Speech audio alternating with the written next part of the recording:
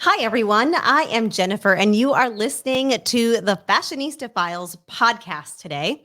And before we start the podcast today, I have a question for all of our listeners. And I think I know the answer to it, but I'm going to throw it out there anyway. Do you know six women?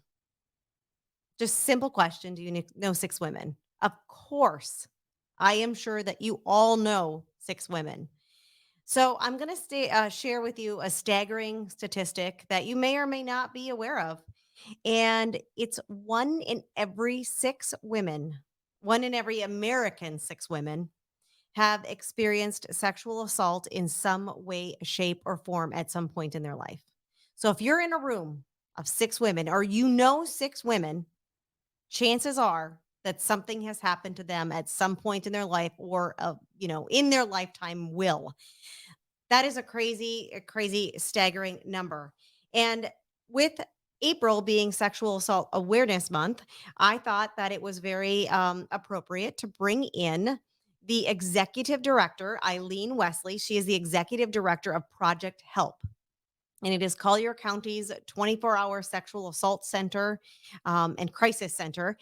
Welcome, Eileen. Oh, thanks for having me, Jen. I'm excited to be here. Getting awareness out there is so important. Absolutely. It really, really is. And now I've been involved with your organization for, oh my goodness, A long a time. long time. I don't even know how long.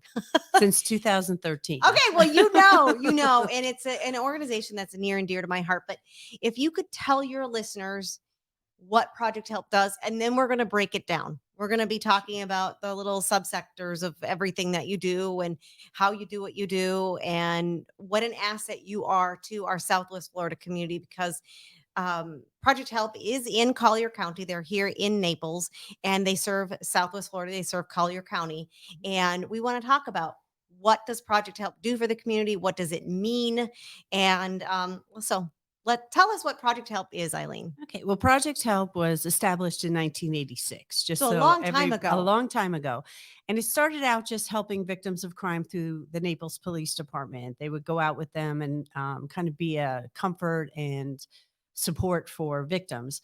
And as the agency went on, we became the Rape Recovery and Victim Service Center. And what does that mean? It means we help anybody who has been faced with sexual violence, sexual abuse, sexual assault, any kind of crime that could be committed against a person. And we help them through their journey of healing. We offer advocacy and support, therapy, just a shoulder to lean on during some of the most traumatic times in their life. So that's kind of us in a capsule, but we also have an in house forensic facility as of 2010, Wow. and law enforcement or the victim themselves can call us and come in and have the Florida Department of Law Enforcement forensic exam. It's a collection of evidence to help the police with their investigation. Okay. So you touched on something. You said, if someone has been assaulted or has been assaulted in the past, does it have to be something? Okay, well, it happened to me last week. Can it be something that happened to me, 10 years ago, and now for whatever reason I was triggered and I need help? Yes, it can have happened at any time in a person's life. If it happened when they were a child and they're now older, we've had clients come in their 70s that happened when they were little, but they didn't know how to talk about it. Back then, it wasn't talked about. Right. So now Taboo. they're right. And they're Yes. having relationship issues. They're having triggers left and right, and they don't know why. So they'll come in and we can help them deal with the here and now. What's making it trigger? What can we change? What can we do to help you? And that's really interesting that we're on that subject because I know from personal experience that it doesn't just happen. It happens to you, but you can carry that with you your whole life and not really know it if you've never actually dealt with it. Or maybe you thought you dealt with it and you just Yeah. push that skeleton to the back of your closet and now it's rearing its ugly head because like you said, oh, I'm having relationship issues or, whatever the case may be, I can't seem to get myself up off the sofa Right. for weeks at a time. Why am I like this? You know, A that lot of happens. times people build when something happens at a young age, they don't know who to ask. They don't know, is this right? Is this wrong? Is this something I should talk about?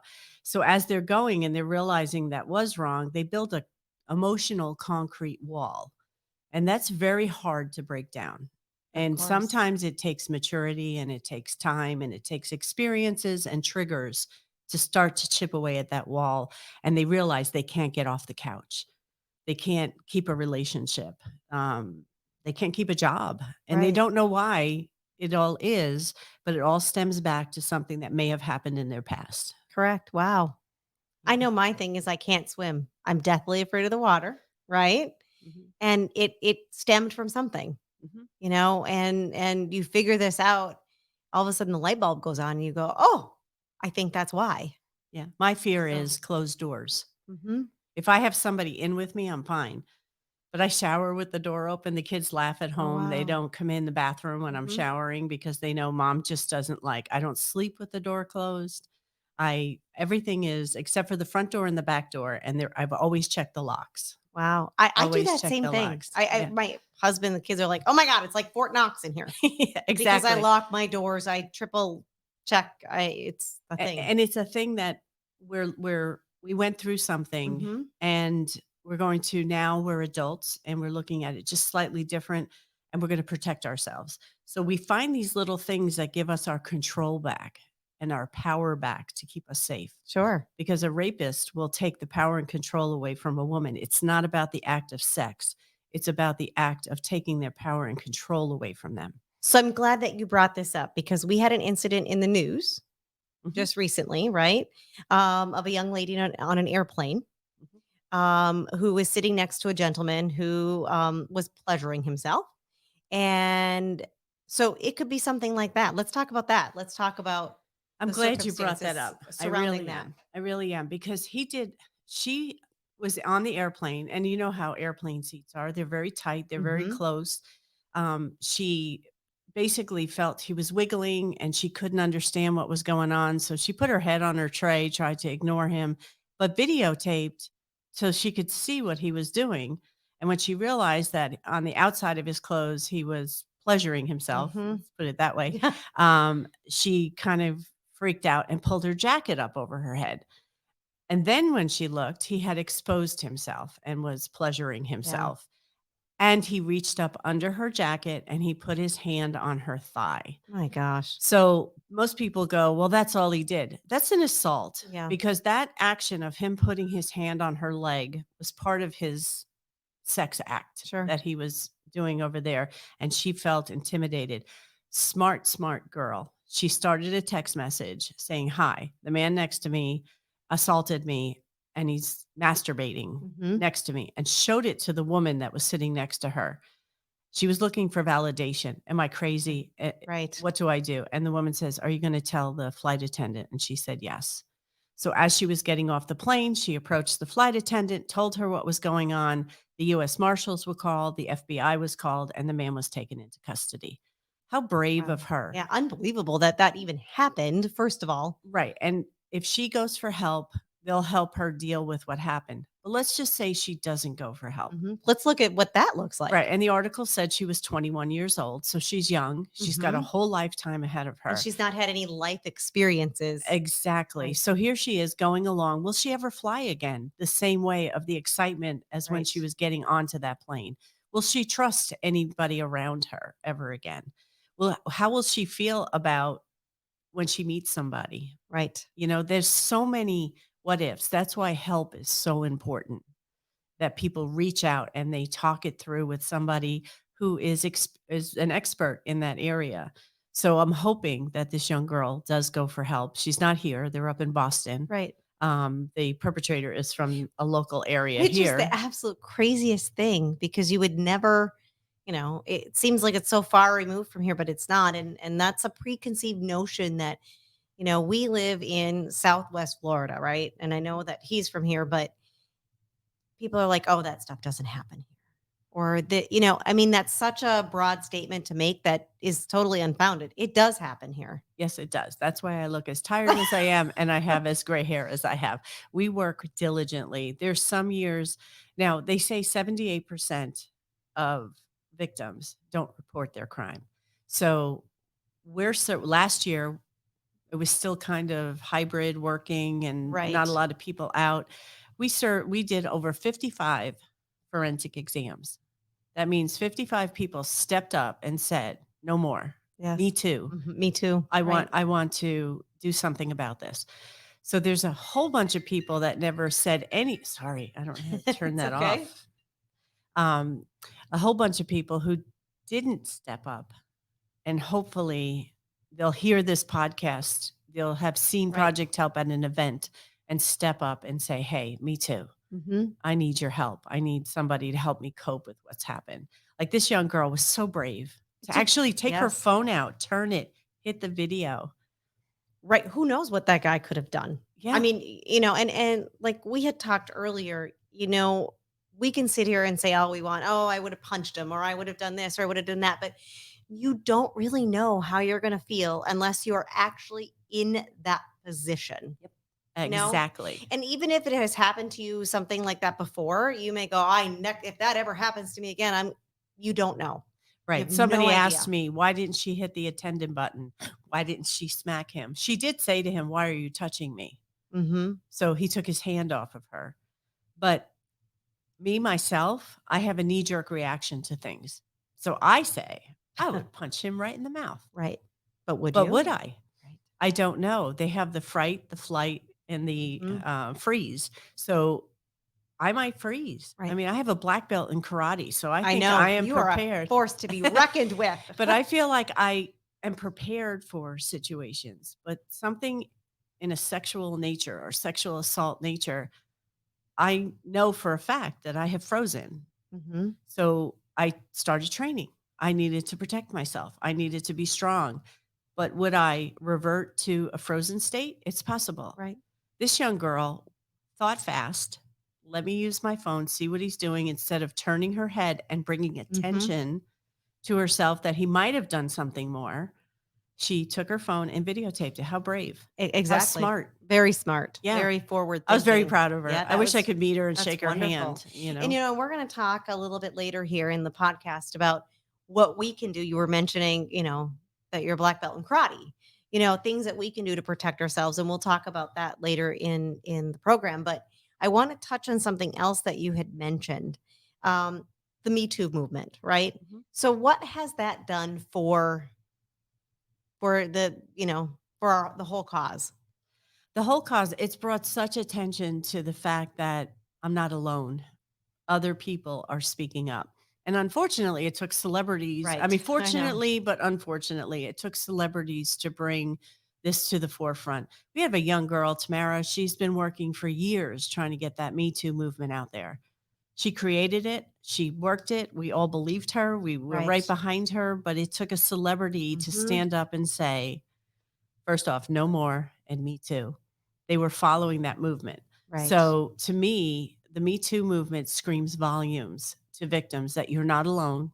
There are people out there that will believe you.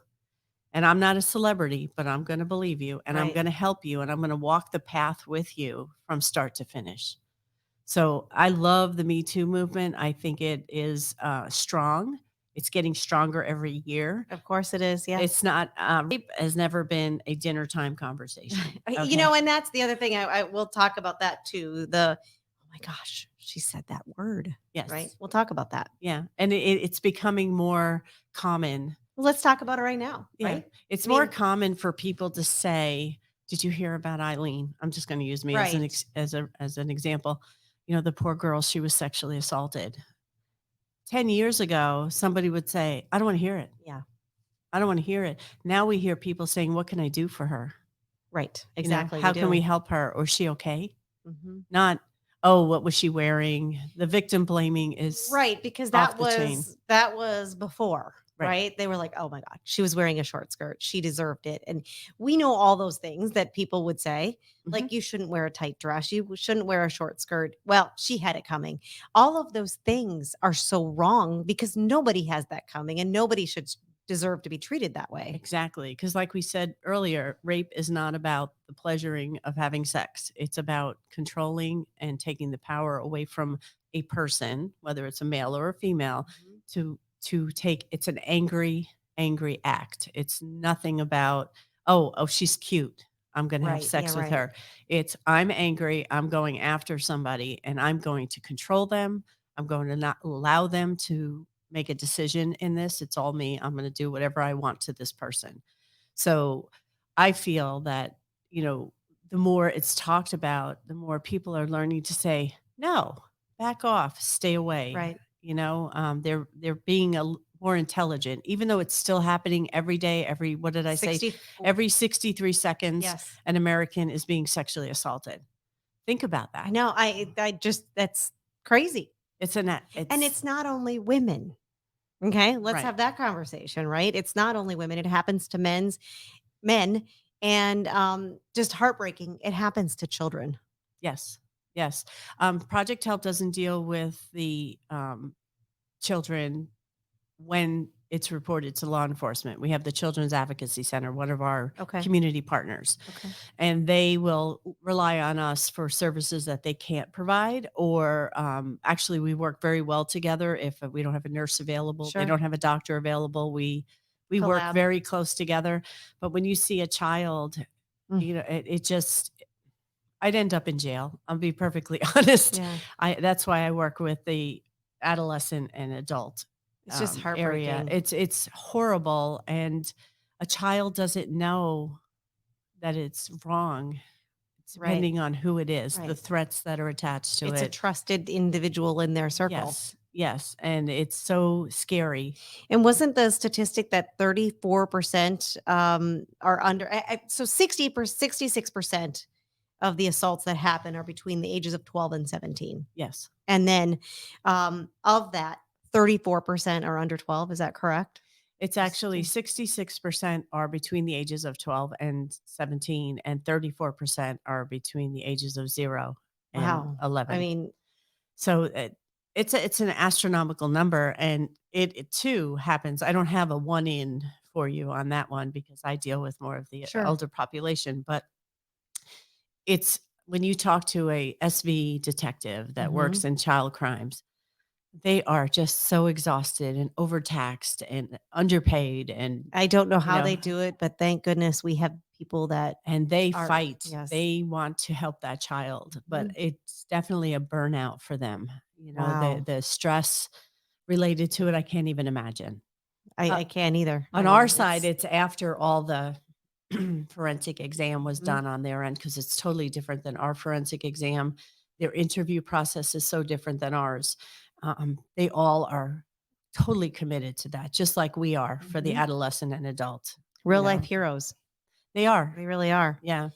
So let's talk about the sexual assault piece, and we have been talking about that, but the sexual assault component of what Project Help does, and then later we'll get into the the sudden death, the that kind of thing. So so somebody has a sexual assault that happens to them, it just happened. Mhm. What what does that look like in the world of Project Help? The individual can come to you, or they go to the police, or they go to the hospital. I want to get out as much information as we can Mhm. because, and then we're going to talk about what you can do, things to look for, and all of that as well. Well, But it's interesting because when a sexual assault does occur, there are options, and Project Help's philosophy is it's up to the victim. It's not we're not gonna tell them what to do. We're going to give them options and see if we can brainstorm together what works for them. okay, So these are some of the options. They can call our 24-hour helpline and they okay, will contact an advocate and an advocate will call them back and go over all of the things that are going to happen if they want to go through with everything. Law sure, enforcement, no law enforcement, forensic exam, no forensic exam. So we go over everything with them. They can go and call 911 or okay. the non-emergency number of Collier County Sheriff's, Naples Police, or Marco Island, and then they will contact us. If they go to the hospitals have little signs behind their desk. It says, "If someone is sexually assaulted, call this number." So they call our helpline right away. And I did see that because I've been to the emergency room before. And when they discharge you from the ER, they actually have Project Help's name and number in the paperwork that they gave you for discharge. Yes, for So, further information, correct. resources, especially if it's a sexual assault and there's injury, they will refer them, pardon me, to us. So we can work with them in many, many different ways. We have rights and uh, unspoken agreements with every hospital. They are so busy that as soon as a sexual assault, if somebody says the word rape, sexual assault, I was abused, sexually Sure. abused, they call us, Wow. and then we dispatch an advocate over there. And law enforcement may have been called because if they're under 18, it's Mhm. mandatory reporting. And we'll either meet law enforcement there. We don't even care. We just get there so that person's not alone. And that's what's so neat about your organization is that you send somebody there to hold someone's hand Yes. because, Yes. that's scary. It's That's big, very that's bad, that's scary. scary. Yeah, because I hate to say doctors and nurses in a hospital are there for emergency services, stitches, broken Right. bones, heart attacks, whatever Mhm. happens. And when somebody says the word rape, they panic in a Right. way, not in a bad way, but they right away they want to get them help. So they know Exactly. to call us. We've done a lot of training with the hospitals. So when we get in there, we basically get hugged by the hospital, maybe not physically, but they're like, "Oh, good, you're here." Right. They take us to the victim and we can just sit there and say, "Hey, I'm here for you." I always tell them my story is, "Hi, I'm Eileen. I'm an advocate with Project Help. And from this point forward, I work for you.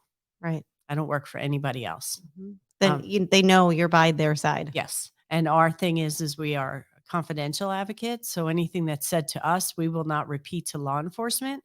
We might say, "Hey, that's important. You might want to tell the officer." But Sure. we will never tell the officer. You help guide them Yes. with what could be important Yeah, and we pieces of give them a information. safe place to express themselves. Like I know a lot of victims that said, "It took me a whole day to pick up that phone. I didn't know if anybody would believe me. Mhm. I was scared that the perpetrator would find out I called. And I felt ashamed. Yes, will my family believe me? Will I have backing? Because support systems are everything, Mhm. when something like that happens. So we become that neutral. I believe you. I'm here to work for you. I want to make sure you understand your rights as a human as to what's going to happen.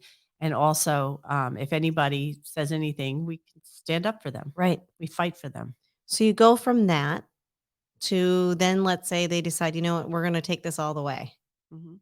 What happens after, you do all of the stuff that you need to do?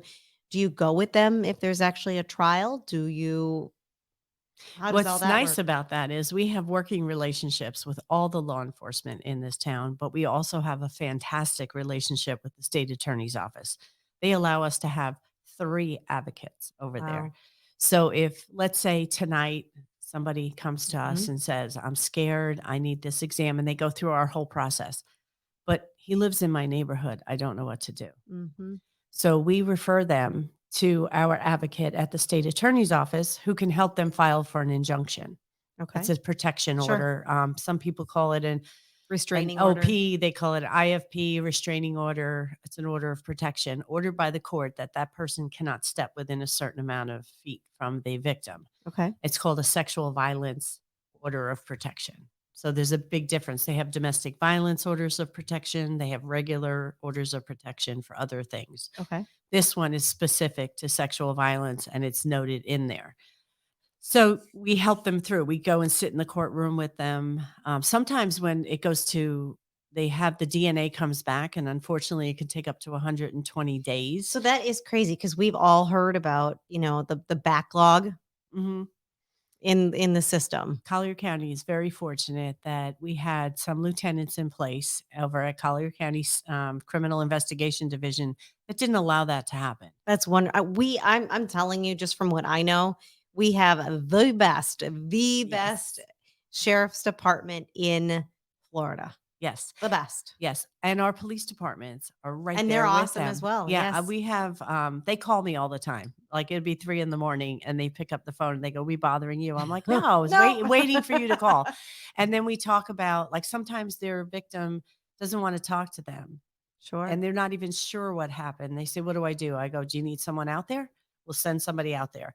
You wanna come to us? Bring them to us." Or maybe it's not a sexual assault, they're homeless, and they haven't eaten. in a week. Oh, wow. And we'll be like, okay, let me pull up my resources, and we help them find resources. So they depend on us for a lot more than just a forensic And I exam. definitely want to get into the other things as well that Project Help does besides sexual assault because it's far more reaching. Mhm. It's a very important part, but it's far more reaching. So, Yeah, but our police departments are, they start by believing.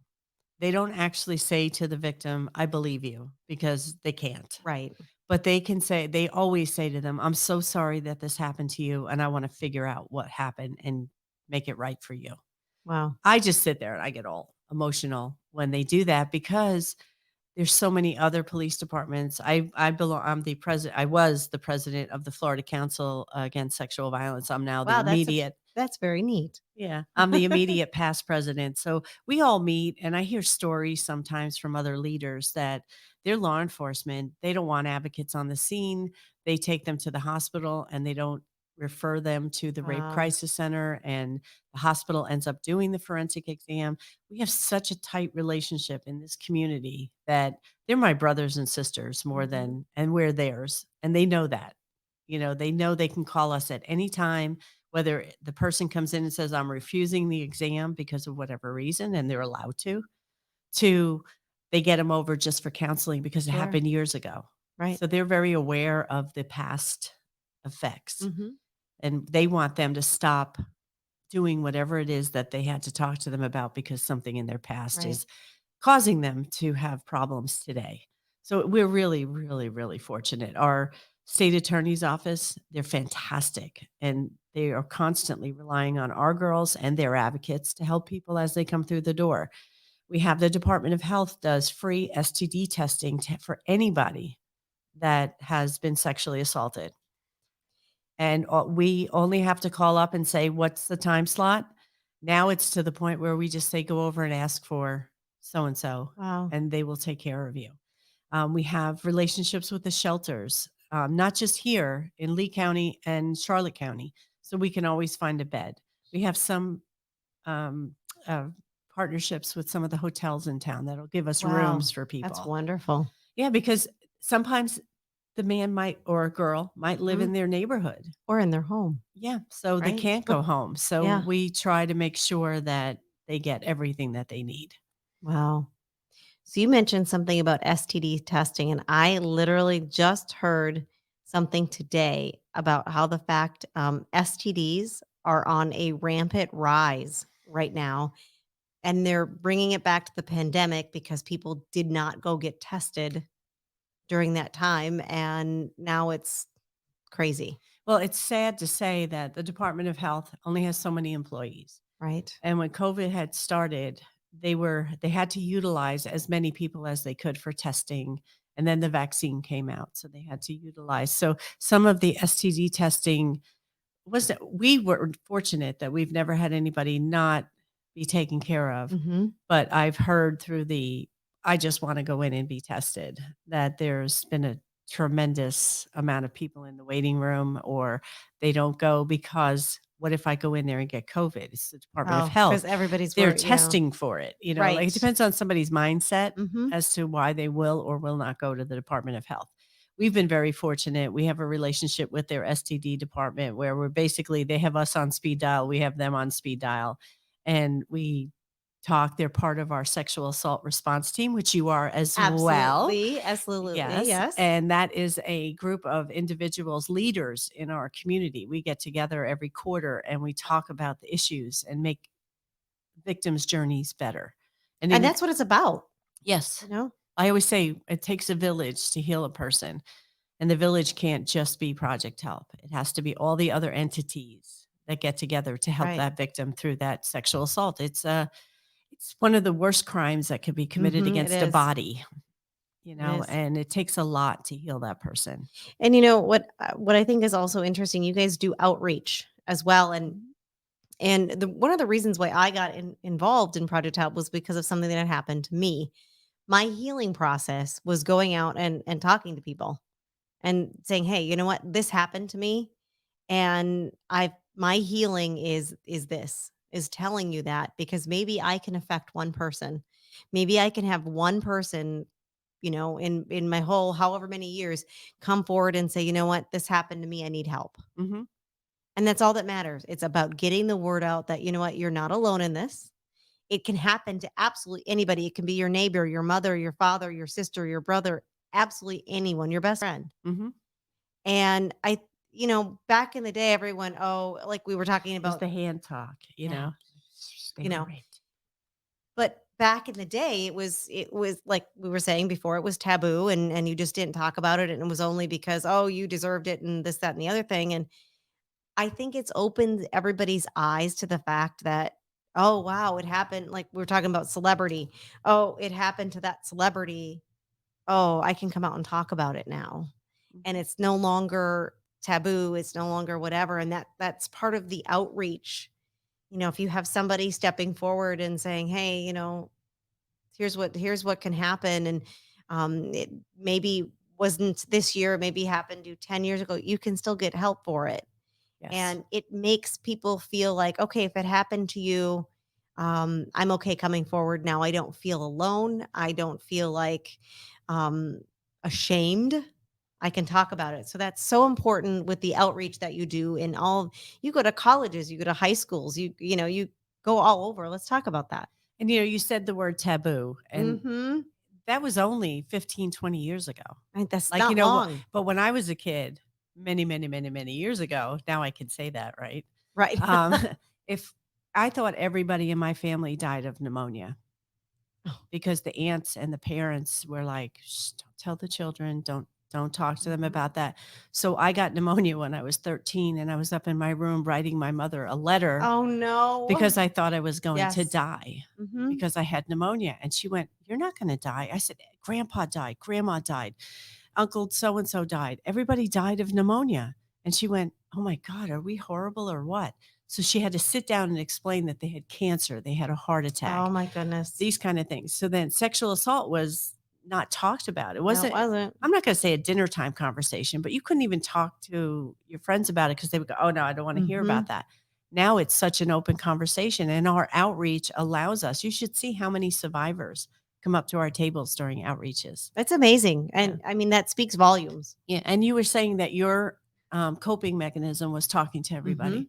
I went for counseling, heavy counseling, for like 2 years, and I said, "Okay, I feel better." And then one day, I was standing in line in the grocery store, and this girl just turned. I must have "Dear Abby" written on my forehead. She turned around and told me her entire story, Mhm. and I was like, "I'm going to help you. Mhm. I'm going to help you. I believe you, and I want to help you." So I started calling everywhere. Can we get this? Can we get that? Can we get this? And that started me. That was 27 years ago. Wow. And I started volunteering everywhere I could because I realized women need and men need to have their voice heard. Mhm. And they need somebody that says, "I gotcha. I gotcha. I'm going to help you. Right. I believe you and I want to find the things that you need." And that's what led me to Project Help. Wow. Yeah, it was. And I thought Project Help was a construction company. Isn't that horrible? Well, you're putting people's lives back together. You're Yes. helping them put their lives back together. So in a way, It's like, but I didn't know. Nobody told me. I had just left a job due to I had caught a little something, an autoimmune disease from counting money. So I was like, I can't work there. So I was starting Mhm. to look around, and somebody said, "Oh, Project Help needs an admin," and I went, "Okay." I I can went do over that. and I applied, and she didn't tell me anything about the agency. And I said, "Well, I'd love to have the job." And she says, "Well, I've known you, I've seen you in the community. We'd love to have you." First day on the job, somebody said, "Okay, we have to have sexual assault training." And I went, "I'm in the right place." It fell in my lap, Hmm. and I've done every job in the building, Yes, you have. and I've enjoyed every job in the building. But our outreach program is everything. It's pretty It powerful. it is everything. We now have this fantastic community engagement young lady named Vanessa Gonzalez. If anybody wants, call us. She'll come and talk. She does table events. She does education. She does prevention. She is everywhere and everywhere. She's like a little ninja. She just keeps showing up in places. She's absolutely magnificent. And that's what we need. We need to have that always out there. You're right, because I'm looking at young kids going to college, right? Mhm. They may not have any idea what awaits them in the world, right? Mhm. And they need to know about hey, this is what is out there. This is how you can, you know, these are the resources that are there if it happens. This is what, what you can do. And we're gonna talk about that. And then we're gonna move on to what you do with the other aspects of Project Help. Um, so what are things that people can do to prevent and I don't want to say prevent. I guess what would you say? Things that you can do to arm yourself with, to be aware of your surroundings, to um Yeah, it's hard to say here, wear this tool belt, right, I know cuz but there's no fix for it, but it's almost like dating, right? When you go mhm, on what a can they look date, for? yeah, what can they look for? If let's say, because a lot of people are meeting online now, Yes. and they're meeting through mutual friends. They're different. I haven't dated in 100 years, so I Me don't either. know. But you hear through our program how different people meet different people. And I always say, like, I have a daughter, and when she used to say, I'm going to go out with my girlfriends, and I'm like, okay, one of you needs to stay sober. Mhm, right? And usually it should be you. And she's now a Collier County sheriff And that's because amazing. I she's love going that. after the bad guys. I I love take care that. of the victims. She goes after the bad guys. But I would say to her, you have to have the buddy system. You don't go to the bathroom alone. Orange soda can make you pregnant. Ask her friends. They all know that that's my statement. Because you go to a party and you leave your orange soda sitting and you Oh, go to yep. tuck, there could be Mhm. something dropped into your drink and you could end up pregnant. And they all went, so that's their thing when they see me. I haven't drank orange soda Oh my lately. god. That's their Don't leave your drink unattended. yes, don't leave your drink Yeah. unattended. Maybe let a friend know where you're at. Have your friend check in with you. I have Good a point. thing with my daughter. There's some things that we do that maybe we're a little apprehensive. And I'll tell her if I text you an X Mhm. or you text me an X, I'm calling you, telling you I have a heart attack going on and I need you home. Or you call me and tell me you've been in it, something happened, pick Sure. something, Right. and I'm on my way. Mhm. This way, if there is somebody watching you, they're not going to know what's It's like a safe word. transpiring. Yes. A safe word. Yeah. And we've always had that. Like I told her, she goes to see certain person and she'll say, oh, I'll say, just text me an X. I Mhm. can have a heart attack in 2 seconds. And she always says, Mom. And I'm like, I'm not going to have a heart attack, but I can call you and Right. say, I'm having a heart attack. I need you to come home. And that's your out. Right. So there's no, I mean, Mhm. who's going to stop you from going to see your Right, mother? exactly. So I said, that's it.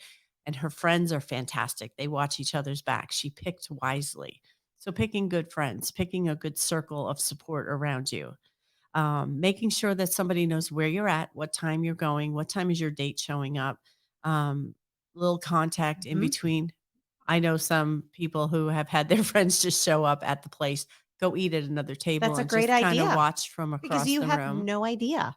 Right. It But the most important thing is if you go out on a date and you don't know anybody, like you're new to town, Mhm. no.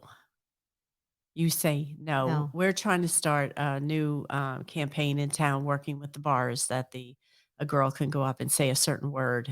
And depending on how she says it, one is, I need you to walk me to my car. The other one is, get me out, call the police. Okay. And the other one is just keep me up here for whatever reason. Um, Wow. That Yeah, that's it's a it's an important thing to realize that the bars want to help their right. patrons. They don't want to hurt their patrons.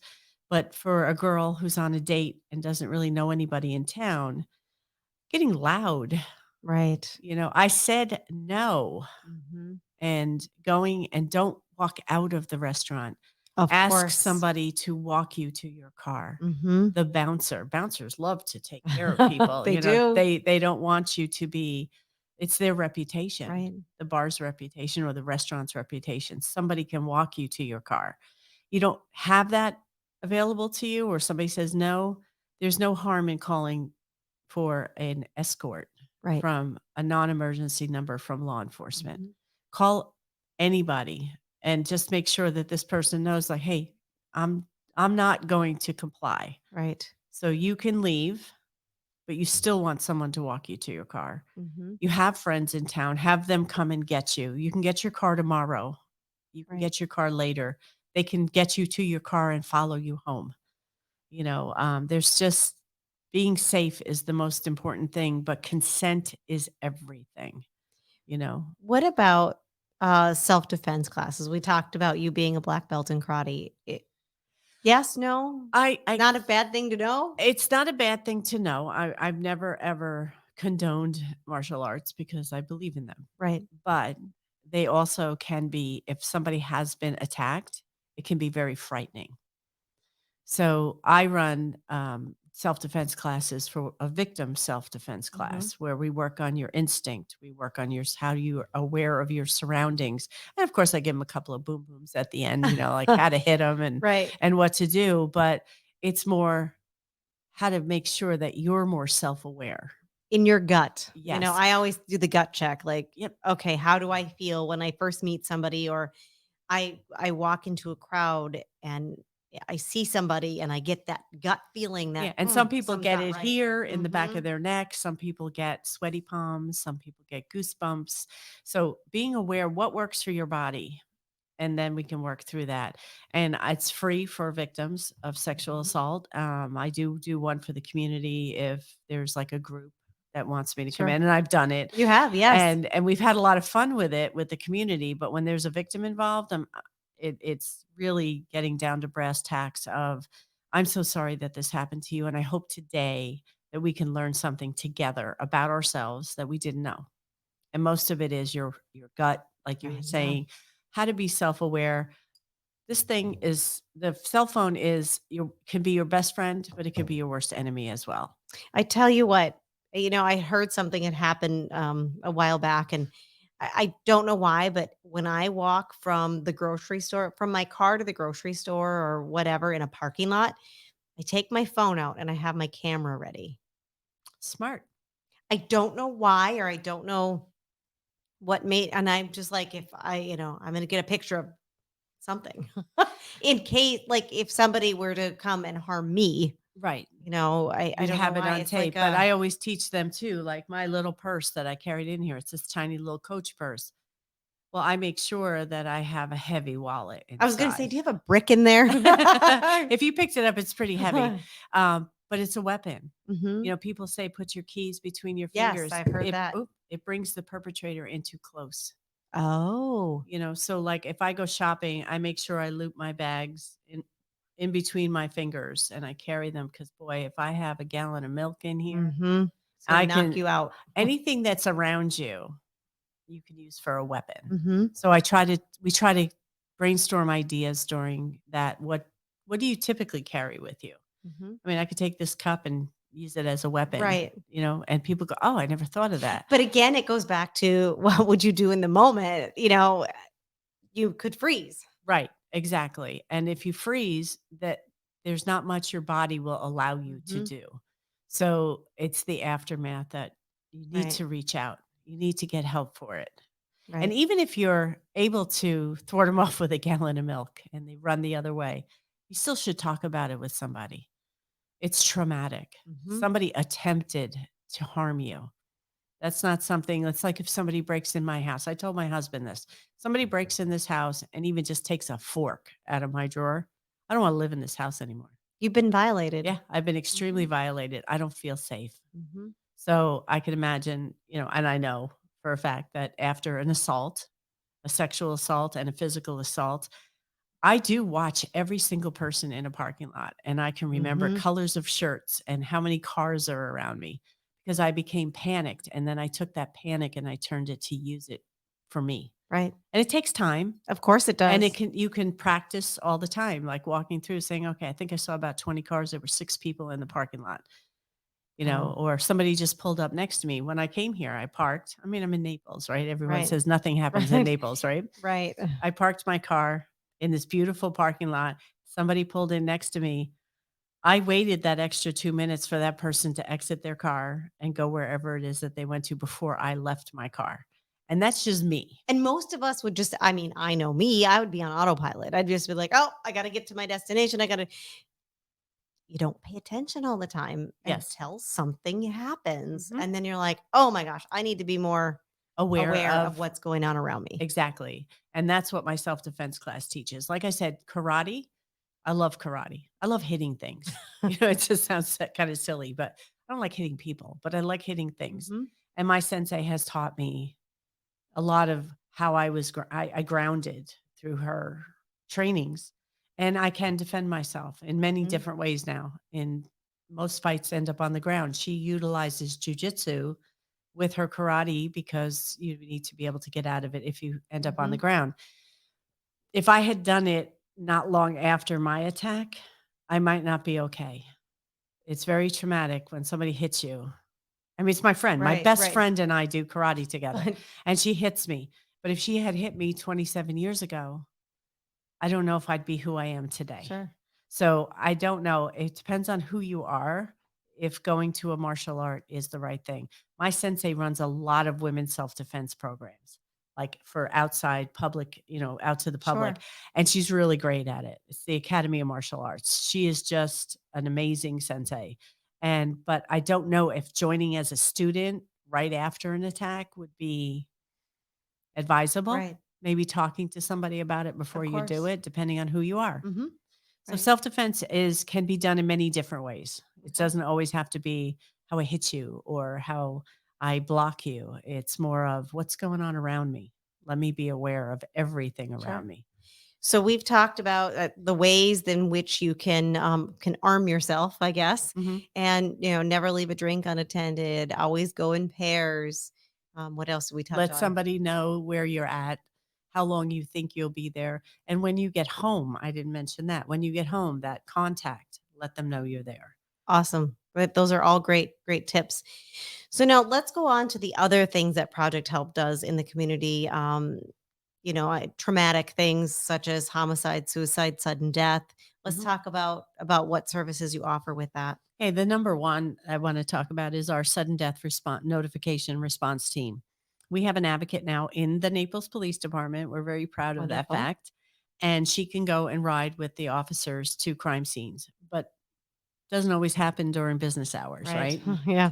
Crime doesn't just say, It okay, we doesn't can only sleep. do it now because Yeah. the advocates are available. Crime does not sleep. So our sudden death notification team is a group of staff that we go out in pairs, and are the people that go with the law enforcement, dressed the way I Mhm. am right now, knock on your door to tell you the loss of your loved one. Wow. And we have to be very specific. We can't just say, "I'm sorry, we lost him," and they'll say, "Well, where'd you put him?" We have to be Sure. very, very. We've all taken very complex training I'm sure. I can't on even how to do this. imagine. But then that's done. You have them seated. Now what do we do? So we have to take them through the process of, is there anybody we need to notify? Do you have burial arrangements? Whether it was a suicide or a homicide sometimes cannot be determined when we're on scene. Car accident Car situations? accident, we can say, they died in a motor vehicle accident. But if the body is found and there's no witnesses, Mhm. we have to Sure. let the medical examiner determine, and the law enforcement through their investigation, determine the cause. Our job is to tell them that they're dead. Sure. And that's really, Mm. really hard because they want to know how, why, what happened.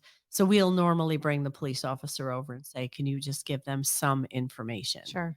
But our job is to make sure they have all the resources that they'll need, the comfort, the compassion, the Mhm. shoulder to cry on. Sometimes we end up crying with them, Yeah. especially when it's a young person. Oh, can't even It's imagine. really difficult, and, they rely on us for that, Mhm. and so that's available 24 hours a day, and then they're referred to Project Help, like and our mission should say sudden traumatic loss of a loved one, but it just says sudden loss of a loved one, and it needs to be traumatic because that's how unfortunately, we receive our funding, Right. but suicide is something we just do. We don't get money for that, Okay. um, because suicide is a crime, Mhm. and it's a crime somebody does to themselves. Right. So it's an unarrestable crime, Mhm. but it is considered a crime, and it's not something that people look at as a compensable or an index crime. So Okay. homicide is, DUI, vehicular crash is, vehicular homicide is somebody runs into somebody on Mhm. purpose or whatever they determine. But the suicide portion of our agency is anybody who's affected by a suicide, because for every suicide there's 6 people wondering what happened, or Mhm. 6 to Very 8 true. people, and of that, some of these are potential victims of suicide. They want to go with their loved one. they just get into a very depressed state and they end up trying attempting. So you're there to help in the S- aftermath, Right, for really? anybody who has been affected by the suicide. It could be a neighbor, it could be the bus driver that took them to Mhm. school every day. Right. We offer complete and comprehensive services for everybody that's involved for any crime. Sure. But suicide, since we don't get any additional funding, it's not really in our mission. Mhm. We can't let that go because there's no agency that really does that. And we've been doing it since 1986. It's just become a staple of what we cover. Wow. People should never have to say, "Oh, I can't find help anywhere." Mhm. Our helpline talks to anybody, And that's amazing because it's a 24-hour helpline you can call just for anything. anything. Doesn't have to be a crime. It could Mhm. just, sorry, it could just be, I'm lonely. Mhm. My family left me, my husband left me, my wife left me, or I lost Wow. them to cancer, I lost them to a heart attack. Doesn't matter. We will be there with compassion and help you find your dignity and resources to help you through it. Wow. Project Help is just such an amazing part of our community. I know a lot of people still don't know who they are, what they do, Yes, but this is definitely shedding the light on this organization for people who may not know, or people who exactly. think they know, but go, "Oh wow, I didn't realize that you also did that." Right, Um, exactly. so it's kind of something to keep in your proverbial Rolodex, which people don't have anymore. I know. It's your mental Mental Rolodex. Rolodex, keep it in your phone. Mhm. Because I can't tell you, just me, only me, just, going to the grocery store, doing this, that, or the other thing, or the people that I have in contact with every day who I would hear something and be like, "Oh my gosh, here's their number. Call them." Yes, I do You this. know, I keep rat cards in my car, I keep them in my purse, it's and amazing because you look at the statistics and it's so true. mhm. There's somebody that that you're probably close with that's been affected by one of the two, one of these things that we've talked about today. Yeah, and I always tell everybody, "You have someone in your life that's human." Mhm. And they go, "Yeah." And I go, "And that human can be affected by anything within our mission," because we've been having a lot of fraud and a Mhm. lot of identity Oh my theft. gosh, it happened to me. Yeah, I mean, and it's they need somebody. mhm. I can't imagine if somebody stole my identity, even Yes. how I would function, thinking somebody's out there buying houses, cars, Right. credit cards, pack A of gum, and it's crazy you because know? they don't know you personally, they're just grabbing your information, but you feel violated. Yes. It's like, "You took my identity." Yes, and you'd be surprised how many people that this is happening to. Mhm. We're trying to do some lunch and we did a lunch and learn during COVID with a expert in identity theft, and she did such a great job. And people walked away from there going, "Wow, I feel like I'm equipped." Yes. You're armed, Yes, I have you know? things I can check. Mhm. I can be, but like home invasion, Oh, that's battery. I mean, just all these things that are out there, and if you consider it a crime, we'll help you. sure. That's That's the wonderful. bottom line is Project Help. We will never let anybody be alone during a That's time like that. And we just started a new hashtag. It's called Start the Healing. I That like was our that. Start the healing. 2022. Our name is Project Help. We're the Rape Recovery and Victim Service Center. And then we like to tell people, we on all our stuff we're tagging hashtag Start the Healing Awesome. because you We can will heal tag on, that. We will yeah, tag that in this yeah, podcast. and you can heal on many levels for many different things. And just being that it's Sexual Assault Awareness Month, and I don't know how much time we have left, but April 27th, we're honoring all victims of crime at Baker Park from 5 Wonderful. to 7, and the public is invited to come and see how great this community is that we live We in. do live in a wonderful Yeah, community. We like they're do. all going to be there. The state attorney, the chief of both police departments, our sheriff. Wow. We have legal aid. We have 11 community partners That's coming out to amazing. show the Mhm. victims you're not alone. We're here for you. That's awesome. Is there before we close, is there anything else that you want our listeners to know about Project Help and how they can get in touch with you? Well, our 24-hour helpline is 262 239 262 7227. We have a website, projecthelpnaples.org. We have lots of information on there.